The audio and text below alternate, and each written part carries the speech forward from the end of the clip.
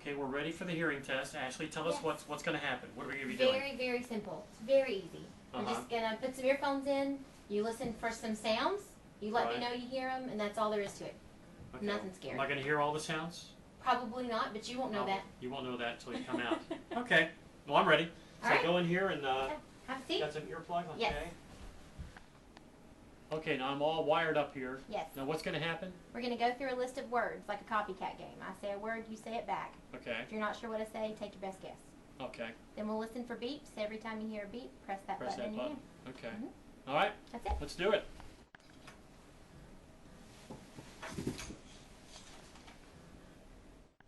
Yard, carve, us, day,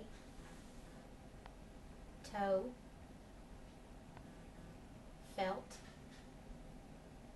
stove, hunt, ran, knees, not. Okay, it just came out of the hearing test. You have the two earphones in your ears and different sounds coming.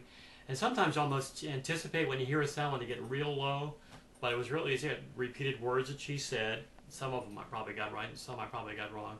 But listening for the tones and went from the right ear to the left ear. And it was very simple, very easy to do. I hope I passed, so I'll find out in a minute.